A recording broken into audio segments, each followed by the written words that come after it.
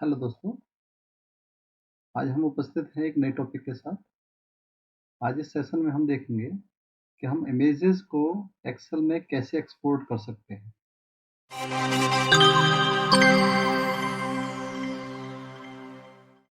तो हमने यहाँ पर एक फॉर्म तैयार किया है जिसमें हम इमेज को अपलोड करेंगे। यहाँ पर जनरली एक यूज़र डिटेल या यूज़र डाटा हमने यहाँ पर फीड करने के लिए एक फॉर्म बनाया है, नाम, ईमेल एंड उसका इमेज।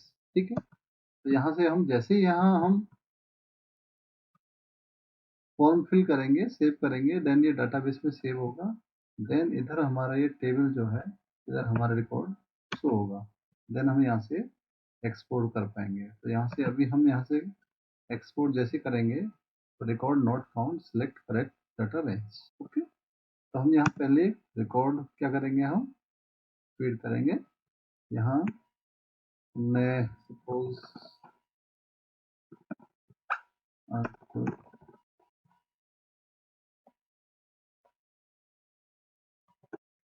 वाशनी,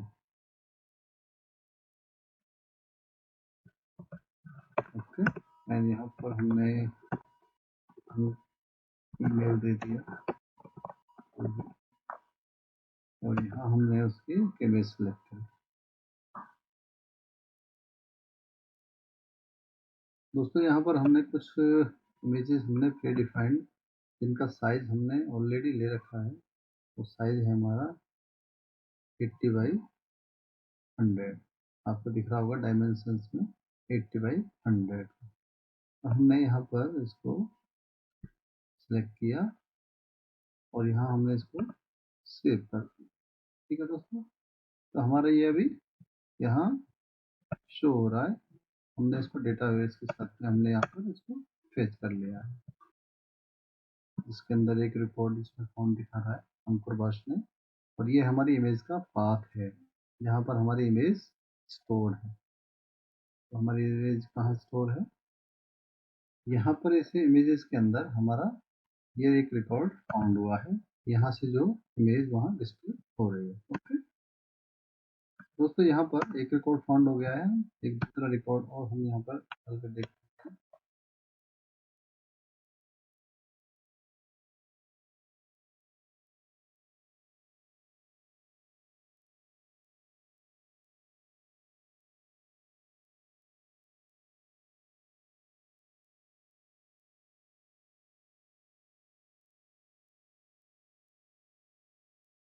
ठीक है, तो हमारे ये 3 रिकॉर्ड यहाँ फाउंड हो गए। यहाँ पर हमने इनको डेटाबेस में हमने यहाँ पर स्टोर कर दिया है। ठीक है दोस्तों, तो यहाँ से अभी हम क्या करेंगे, यहाँ से इसको एक्सपोर्ट करेंगे। तो एक्सपोर्ट यहाँ से हमने एक्सपोर्ट को क्लिक किया, देन हमारा एक्सेल फाइल जनरेट हो गया है।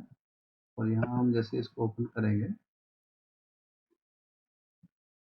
ठीक है दोस्तों, ये हमारी तीनों इमेजेस यहाँ पर हमारी एक्सपोर्ट हो रही हैं। तो हमने इनको एक्सपोर्ट करने के लिए क्या हमने कोड यूज किया है, एक बार वो हम देख लेते हैं। तो दोस्तों यहाँ पर एक सिंपल एक फॉर्म बनाया है। यहाँ पर हमने डेटाबेस से वैल्यू को यहाँ से फेच किया है। ठीक है, तो हम देख लेते हैं कि हमने इंडेक्स पेज, फर्स्ट पेज जो हमारा एक्सेस हो रहा है, जहाँ पर हमारा फॉर्म है, वहाँ पर हमने क्या कोड किया है। तो हमने यहाँ पर एक कंटेनर टैग लिया है जिसके अंदर हमने एक हेडिंग दी है। हेडिंग, ये हमारी हेडिंग है। ठीक है, और इसके बाद में हमने इसके अंदर एक रो और इसके अंदर हमने 2 कॉलम्स लिए हैं। फर्स्ट कॉलम में हमारा फॉर्म है, तो यहाँ से तो एक्सपोर्ट, और ये जो टेबल दिख रही है सेकेंड कॉलम में है, और जो फॉर्म है हमारा फर्स्ट कॉलम में। ओके, तो यहाँ से हम क्या किया है, यहाँ से एक फॉर्म हमने टैग लिया है जिसके अंदर हमने config.php, इसको हमने इस डाटा को हमने यहाँ पर पोस्ट किया है और मेथड हमने पोस्ट किया है। और यहाँ पर हम इमेज को स्टोर करा रहे हैं, तो उसके लिए हमने मल्टी पार्ट फॉर्म डाटा हमने यहाँ से किया है। ओके, तो यहाँ इसके बाद में हमने एक दो दो हमने इनपुट टाइप लिए हैं, टेक्स्ट एंड एक ईमेल और एक टेक्स्ट। और उसके बाद हमने एक इनपुट लिया है हमने फाइल, जिसमें हम अपनी इमेज को सिलेक्ट करते हैं। ओके, तो यहाँ पर हमने बटन लिया है और बटन को हमने नेम दिया है शेव, और सेव हमने उसको लेबल दे दिया। ओके, तो जैसे हम सेव बटन पर क्लिक कर रहे हैं, हमारा जो डाटा है वो पोस्ट होकर कहाँ जा रहा है, config.php पर। ओके, तो config.php एक बार हम चलते हैं इस पर, config.php। ओके, और इसमें हमने सेव बटन पर हमने क्लिक किया है, तो दो तीन हम जो डाटा को फेच कर रहे हैं, नेम, ईमेल और जो पिक्चर्स जो हम अपलोड कर रहे हैं इमेज, उसके लिए ये वाला, ठीक है ना। तो हमने इमेज के लिए दो वेरिएबल बनाए हैं, एक टेम्परेरी वेरिएबल है और एक हमारा नेम वेरिएबल है। ओके, देन यहाँ पर हमने एक पाथ दिया है जिसमें हम अपना इमेज को स्टोर करना चाहते हैं। ओके, तो हमने एक पाथ तैयार कर लिया है, एक वेरिएबल बना लिया है। तो हमने यहाँ से इंसर्ट क्वेरी एक कमांड हमने यहाँ पे चलाई है, insert into user details name email and DP. तो डीपी में हम सिंपली जो नेम हमने पोस्ट करा के लेके आए हैं वो नेम यहाँ फीड कर दिया है, दे दिया है, एंड ईमेल भी हमने यहाँ पोस्ट करा दिया है। पाथ, पाथ में हम दोस्तों यहाँ पर हम हमारी इमेज कहाँ स्टोर होगी, हम उसका पाथ हम जो है उसमें स्टोर करा रहे हैं। तो पाथ हमारा फोल्डर और देन उसका नेम इमेज का वो यहाँ स्टोर होगा, तो देन हमारे डेटाबेस में उसका पाथ सेव हो जाएगा। देन अगर हमारा कमांड सक्सेसफुली अपलोड चलता है, क्वेरी रन होता है, तो देन क्या होगा, जो इमेज हम स्टोर करा रहे हैं वो वहाँ से मूव होकर सर्वर पर अपलोड हो जाएगी, ठीक है ना। और हमारा जो मैसेज है वो इंडेक्स पर सक्सेस मैसेज हमारा डिस्प्ले देगा। तो सक्सेस मैसेज कौन सा, ये वाला हमारा सक्सेस मैसेज शो हो रहा है। ओके, तो ये हमने यहाँ पर सेव बटन पर क्लिक करने के बाद में काम किया है। अगर कोई एरर है तो हमारे फेल, और यहाँ पर सक्सेस के यहाँ पर हमारा फेल यहाँ पर आएगा। ओके, देखिए एक बार दिखा देते हैं आपको, यहाँ पर हमने फेल किया और यहाँ पर देखिए failed record not found. Okay, तो यहाँ पर हम वो डिस्प्ले कराएंगे अगर हमारा कमांड नहीं चलेगा, सक्सेस। ओके, और देन इसके बाद में हम डाटा को डेटाबेस के अंदर स्टोर कर रहे हैं। ठीक है, वापस आते हैं हम index.php पर।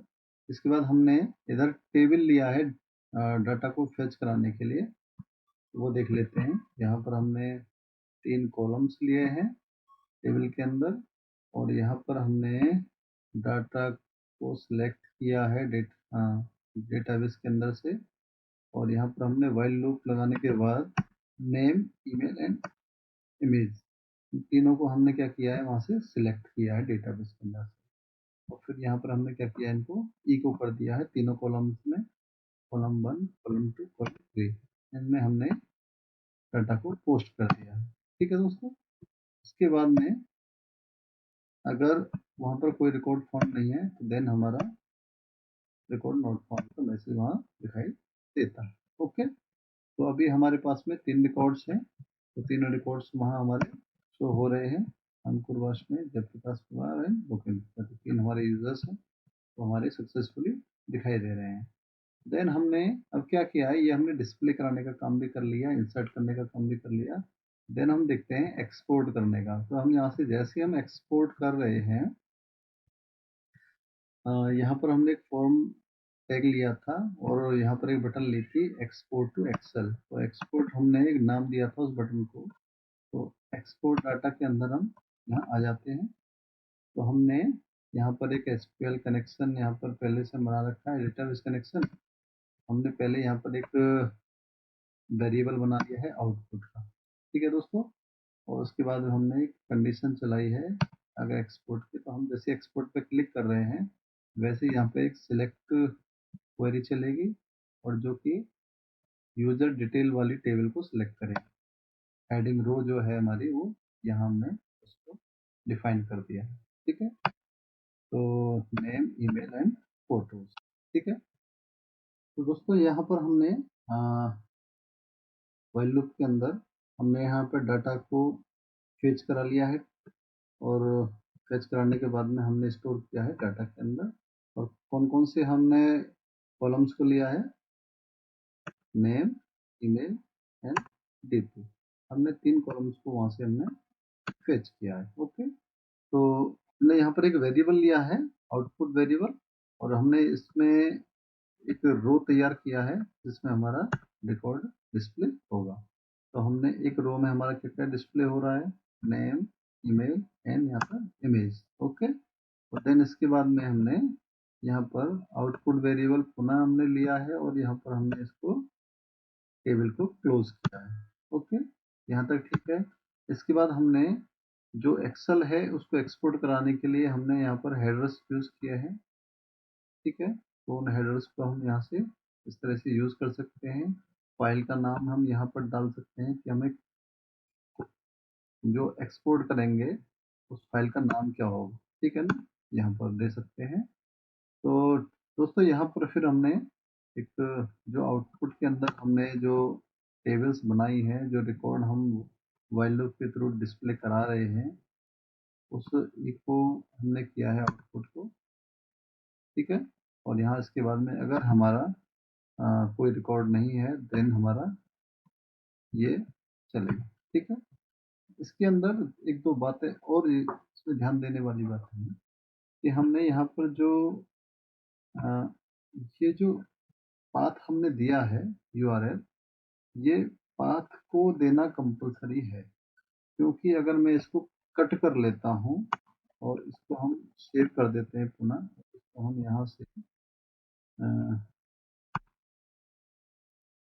इसको हम यहाँ से एक्सपोर्ट करते हैं, तो देखिए दोस्तों क्या होगा, यहाँ से हमारा एक्सपोर्ट तो हो जाएगा डाटा, लेकिन इमेजेस हमारी डिस्प्ले नहीं होंगी।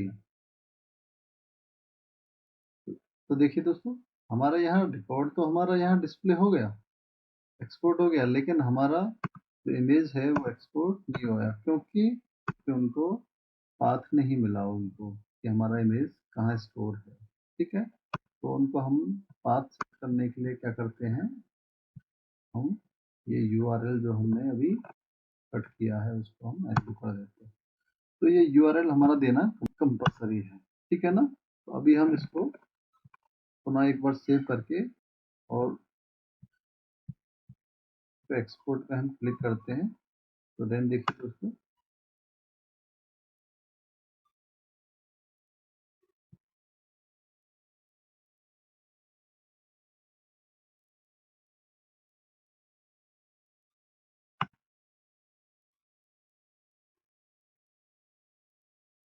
ये हमारी इमेज डिस्प्ले हो गई है।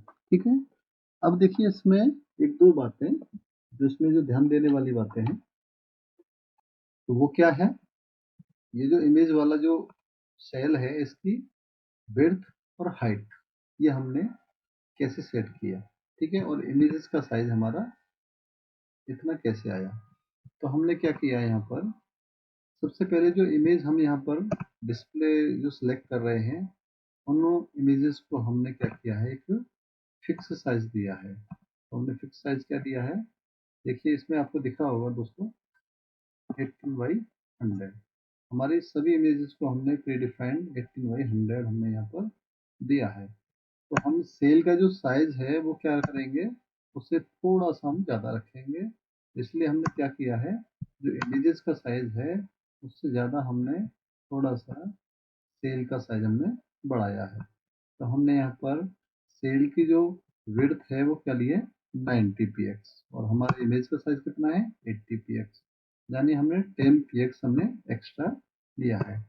वैसे ही हमने यहाँ पर जो हाइट लिया है टेबल का, जो हमारा रो जो हमारा डिस्प्ले होगा डेटाबेस से जो वैल्यू हमारी फेच होके आएगी जिस रो में, उस का हमने रो का हाइट लिया है 110, यानी 110। तो हमारी इमेज का हाइट कितना था, 100, एंड हमारे सेल का साइज कितना है, 110, यानी कि हमने 10px यहाँ भी हमने एक्स्ट्रा लिया है।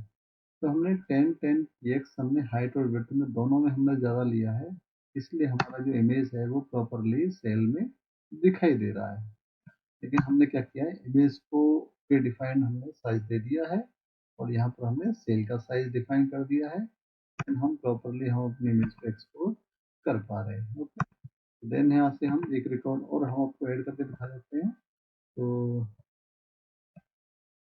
मुकेश एंड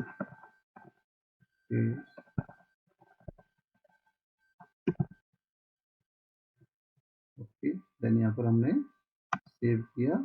देन हमारा एक रिकॉर्ड और यहाँ पर हमारा ऐड हो गया। देन यहाँ से हम एक्सपोर्ट कर रहे हैं और यहाँ से हम देन हमारे ये चारों सेल हमारे यहाँ पर आ जाएंगे। तो इस तरह से हम क्या कर सकते हैं दोस्तों, अपने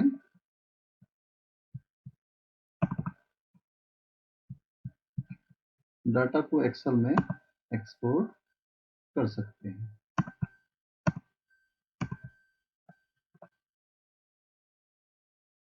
तो दोस्तों मैं समझता हूँ आपको पसंद आया होगा। लाइक शेयर जरूर करें। Thank you.